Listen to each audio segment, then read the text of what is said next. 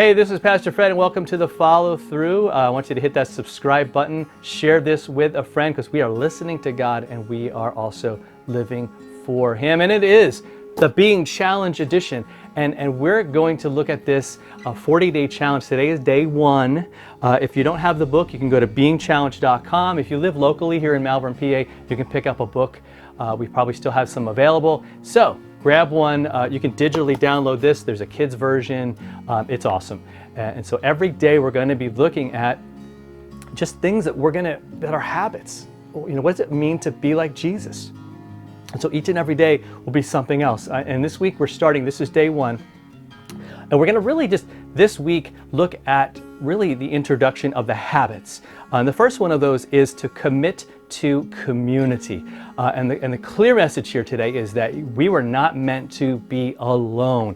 Look at Genesis chapter 2, verse 18. The Lord God said, it's not good for the man to be alone. He had just created everything. And he says, look, I'm going to make a helper that is fit for him. In other words, even man's best friend, the dog, wasn't the same as him.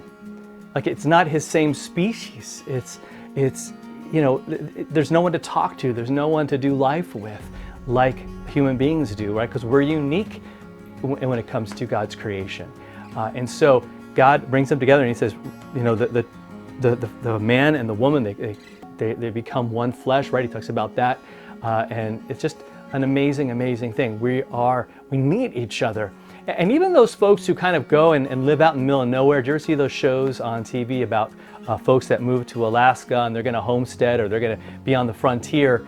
And, you know, I think sometimes they get misunderstood. I think sometimes I hear them wrong when they say that, you know, they want to be away from a lot of people. And I think what they mean is they just don't want all the hustle and the bustle and the craziness of life in a city or in a big town.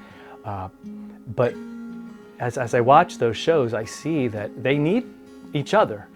They have people around them, family and friends and whatnot, that prove what we're talking about here. It's not good for us to be alone. Bad things happen when we try to do things on our own, by ourselves. We need the encouragement of others. We need the strength. There's things that 10 people can do that one guy can't. It's just simple and so powerful. And I think it's just one of those ways that God has blessed us. And so let's see the people around us not as something in our way or something to bother us, but let's see them as precious and gifts from God that we need. Jesus modeled this as well. He could have just gone and been by himself and just did his thing, but he surrounded himself with 12 disciples. And remember in the scriptures, he sends out 72. And there's at one point we see there was like 500 of people following him. And many times he sent them out as missionaries right? And he never sent them out alone. He always sent them out in pairs. We need each other. It's so important because when one falls, the other one's there to carry him. The one is there to pick him up, is there to help him or her, right? It's just awesome. And so again, let's reach out to the people in our life. Let's let them know how important they are today.